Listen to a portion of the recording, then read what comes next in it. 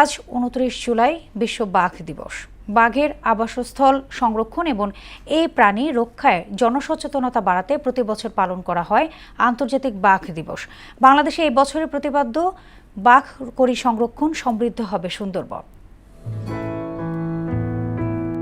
বাঘের প্রাকৃতিক আবাসস্থল সংরক্ষণ এবং রক্ষায় জনসচেতনতা বাড়ানোর লক্ষ্যে প্রতি বছর ২৯ জুলাই পালিত হচ্ছে বিশ্ব বাঘ দিবস। ২০১০ সালে রাশিয়ার সেন্ট পিটার্সবার্গে অনুষ্ঠিত আন্তর্জাতিক বাঘ সম্মেলনে এই দিবস পালনের সিদ্ধান্ত নেওয়া হয়। বিশ্বে বন্য পরিবেশে বাঘের অস্তিত্ব রয়েছে এমন ১৩টি দেশে দিবসটি বিশেষ গুরুত্বের সঙ্গে পালন করে আসছে। বাংলাদেশে এই বছরের প্রতিপাদ্য বাঘ করি সংরক্ষণ, সমৃদ্ধ হবে সুন্দরবন। বন বিভাগ বলছে, বিশ্বের বৃহত্তম ম্যানগ্রোভ বন সুন্দরবনে রয়্যাল বেঙ্গল টাইগার সংরক্ষণে সাম্প্রতিক বছরগুলোতে আশাব্যঞ্জক সাফল্য মিলেছে। সরকারের ধারাবাহিক উদ্যোগে কমেছে মানুষ বাঘের সংঘাত, বাঘ হত্যা ও পাচারের ঘটনা। একই সঙ্গে সুন্দরবনে বেড়েছে রয়্যাল বেঙ্গল টাইগার।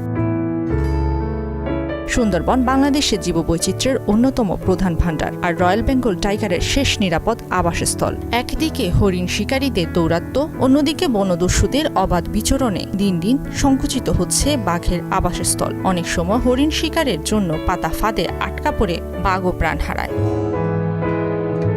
বন বিভাগের তথ্য মতে স্মার্ট পোর্টালিং, ক্যামেরা ট্যাপের মাধ্যমে সার্বক্ষণিক নজরদারি, চোরা শিকার প্রতিরোধে অভিযান, বনজীবীদের সচেতনতা বৃদ্ধি এবং আহত বন্যপ্রাণী উদ্ধার ও চিকিৎসা সহ নানা উদ্যোগের ইতিবাচক ফল মিলতে শুরু করেছে।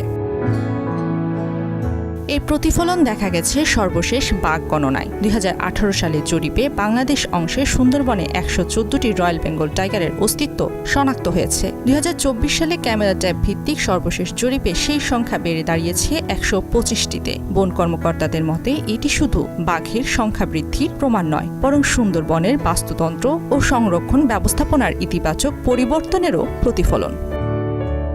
মিশাল বিন তানোয়ার, মোহনা সংবাদ।